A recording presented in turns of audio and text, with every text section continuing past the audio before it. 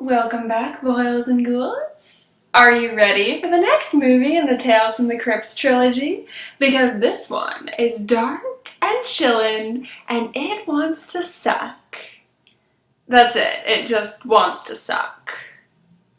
So in my Demon Knight review, I sort of made it sound like they dropped the idea for a trilogy because Demon Knight didn't perform well. That wasn't the case. I mean, come on. We're talking about Tales from the Crypt here. Not performing well is their specialty. No, after Demon Knight, they were still dedicated to their idea of making a trilogy. It was just dead easy and body count that they weren't entirely sold on. Several other scripts were still being considered to be part of the Tales from the Crypt trilogy. Among these scripts were a few movies that you might actually recognize, including Robert Rodriguez's From Dusk Till Dawn and Peter Jackson's Frighteners, both of which were eventually made into movies separately and are incredible. Seriously, check them out.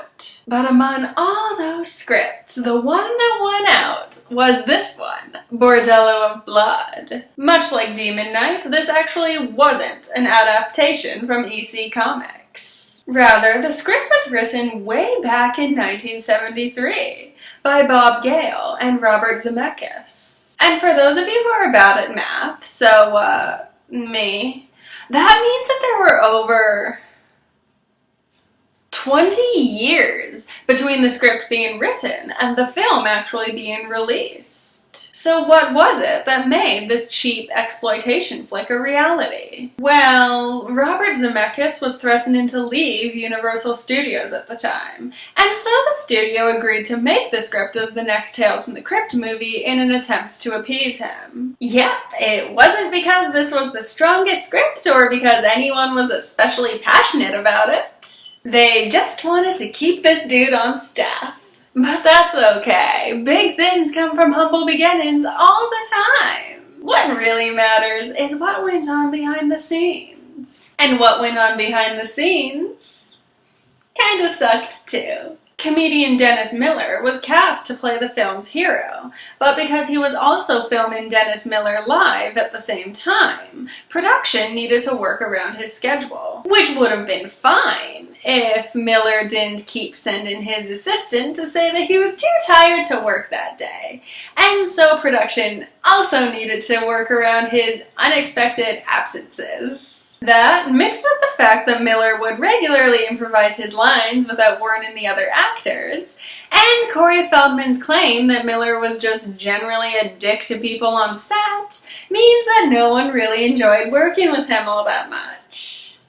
Go figure. And he wasn't the only actor whose behavior greatly influenced the outcome of this film either. Erica Eleniak, who was cast to play Catherine, took great objection to the way that her character was written in the script. Shortly before this, Eleniak had left Baywatch because she wanted to be taken more seriously as an actress.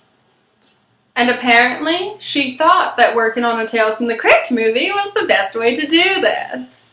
In the original script, Catherine was supposed to be an ex-porn star, or a stripper, depending on who you're talking to. Or there may have been a lesbian sex scene in the script that included Catherine. Again, it depends on who you're talking to. The one thing that everyone seems to agree on is that in the original script, Catherine was sexualized in some way. But that didn't mesh well with Eleniak's sudden desire to be taken seriously as an actress, and so the script needed to be changed. As a result, Catherine is now a devout Christian who gasps at the mere thought of penis, which really gives the movie a whole virgin whore preoccupation. But I'm getting ahead of myself. I'll explain what I mean in further detail in just a little bit.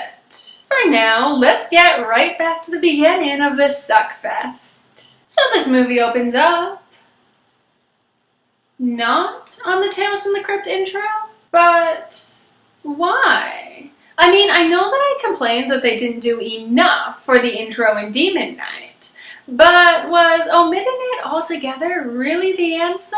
Anyway, the movie opens up on a team of explorers led by this guy, Vincent. They're doing the sorts of things that explorers tend to do in these kinds of movies. Trekking through the jungle, searching for treasure. And before long, they find it. A several hundred years old vampire skeleton. Vincent brings her back to life by stuffing her heart back into her chest cavity. She kills everyone in sight, and then Vincent produces... Chill, baby.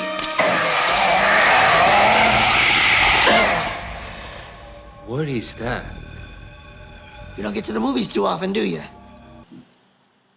Wait, is that the key from Demon Knight? What's that doing here? Did he have to kill Jada Pinkett Smith for it? Is he being hunted by hordes of demons? Never gonna address it?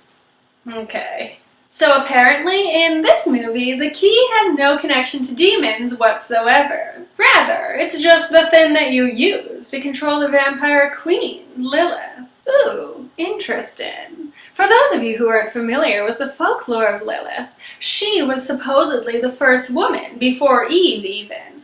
But because she wouldn't submit to Adam during sex, she was cast out of Eden and became the mother of demons.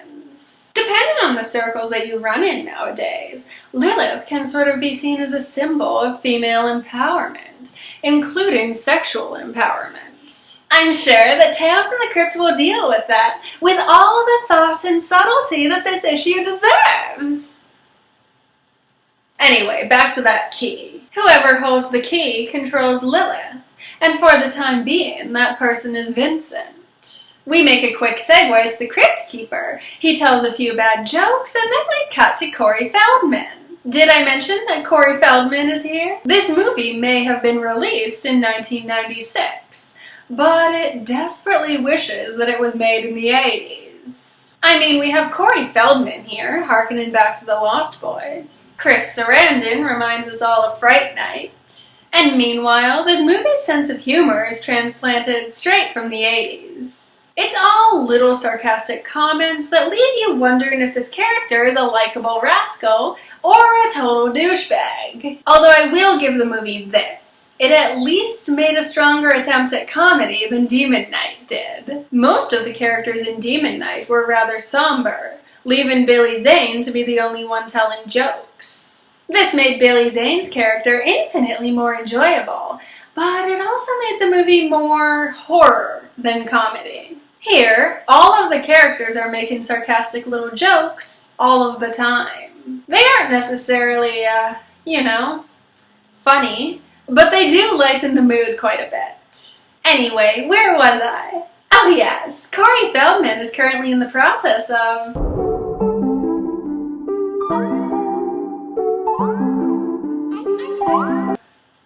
What the fuck is he doing? Never, ever, ever pierce your own tongue with a gun.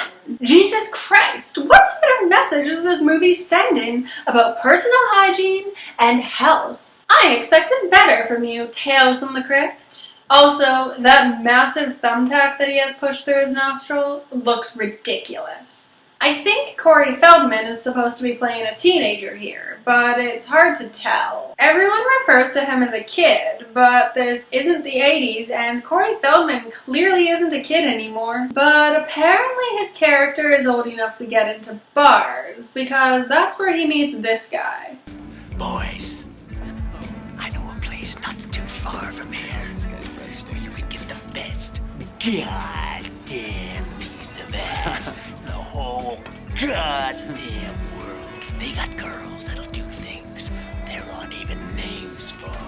Yeah, he seems trustworthy. Better follow him to a funeral home that he insists is actually a brothel. Wow, men really will do anything for sex, won't they? So after we spend a few minutes hinting at necrophilia, Corey Feldman and his friend crawl into a coffin that gets dropped into a brothel full of live-in women.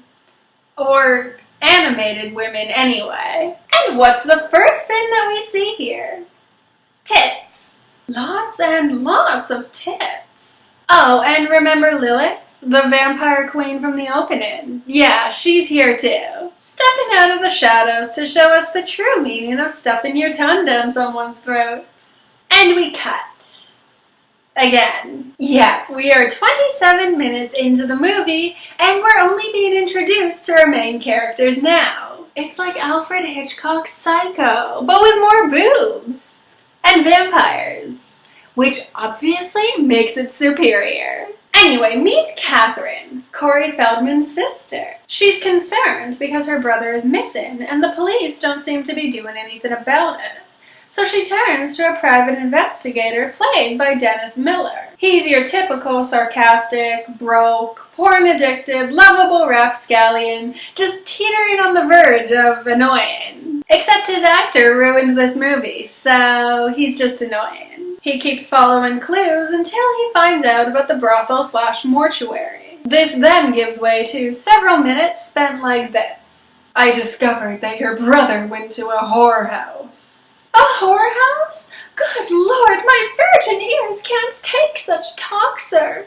Now stop investigating my brother's possible murder that I hired you to investigate, so that I can keep my mind on the Lord. Yeah, I'ma keep investigating. Eventually, the investigator decides to actually visit the brothel. And if you're not big into tits, don't worry, this movie has you covered. The first thing we see this time is ass. He stumbles across the thumbtack that Corey Feldman was keeping in his nose, and he brings it back to Catherine to see. The only problem is, while he was at the brothel, Lilith got a taste of his blood. And apparently, this man, who is completely unexceptional in every single way, just happens to have the world's tastiest blood. And you know what that means. The world's most powerful, seductive, bisexual vampire queen just has to have him. Huh, this must be how the guys I date feel. Alongside all of this, we find out that Catherine actually works for this superstar priest played by Chris Sarandon.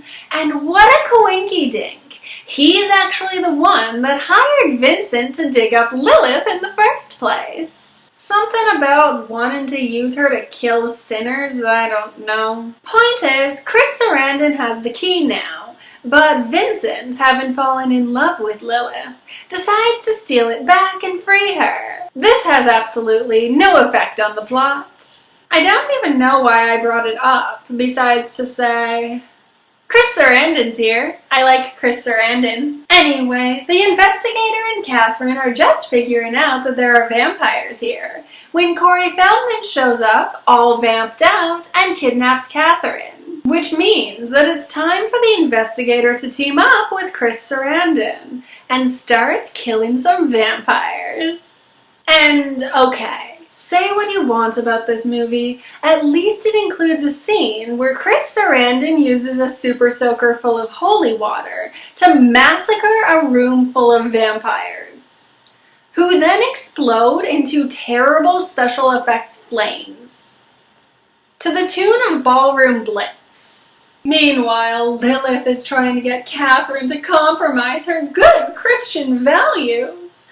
And all I can think is Lilith badass or annoying in this movie? I really can't tell. She's a strong, sexually empowered, bisexual vampire who rips men's heads off with her bare hands, which, to be fair, is everything that I aspire to be. But she also speaks in this husky, sex-pot voice that gets annoying to listen to after a while. Oh, and she's evil. There's also that. You remember how I mentioned that this movie has a strong virgin-whore dichotomy going on? Yeah, at a certain point, it becomes hard to ignore the fact that Lilith is depicted as being bad and evil and grr, whereas sweet virginal Catherine is clearly the better choice for the investigator. Which is kind of a shame, really. I do think this movie would have been stronger if Catherine had been a sex worker, or at least sexualized in some way. At least then, the message of this movie wouldn't have been so clearly, sex bad, save space for Jesus. Don't believe me? When Chris Sarandon breaks in to rescue Catherine, he ends up getting killed by Lilith. And then we get this long, teary-eyed goodbye, where I think we're supposed to be sad that he's dying. Why do we care? I mean, I know he's Chris Sarandon, and I love him. But in this movie, the only thing we know about his character is that he wanted to murder men who wanted to get laid. That's it. That's his whole purpose here. But I guess those guys deserved it, because save space for Jesus. Anyway, let's wrap this up quick, because I'm getting annoyed. Investigator and Catherine face off against Lilith, sexual innuendo, puns, whoops, she's dead. Catherine got over her brother dying, apparently. Investigator now has a good Christian woman to monogamously marry and have 2.5 kids with. But wait, no, she's a vampire now, OMG. Done, final thoughts. Again, this movie is a mixed bag. I would definitely recommend watching Demon Knight before this one. That one has moments of being a legitimately good movie, whereas this one never reaches that point. But it does have moments of being a fun, cheesy, bad movie at least. Being a fan of 80s vampire movies like The Lost Boys and Fright Night, this felt like a callback to them, with that good old Tales from the Crypt tone that I just can't resist. But that being said, this movie does have a lot of problems. Its stance on sex feels extremely confused. I mean, it's called Bordello of Blood. It wants you to tune in because of the boobs that are almost constantly on screen. But at the same time, it punishes you for wanting to see those boobs, because save space for Jesus. So instead, we just get an almost 2-hour slut-shame fest that honestly gets a little grating after a while. The jokes aren't funny, but at least they're there. And the special effects, well, I've definitely seen worse. All in all, if you're in the mood for something dumb and cheesy, this might be a fun watch. But if you're in the mood for something that will make you think or leave an impact on you as a person, watch literally anything else. Thank you guys for watching, and oh, one thing before you go. You don't have to be afraid of me. I know what it's like to be different. Only they won't pick on you anymore or beat you up. I'll see to that. All you have to do is take my hand. I think I should warn you, when a vampire bites it, it's never a pretty sight. No two bloodsuckers go out the same way. Some yell and scream, some go quietly. Some explode, some implode, but all will try to take you with them. See how forgettable this movie is? I'm fangirling over wearing fake vampire teeth, and this movie isn't even one of the ones I quoted.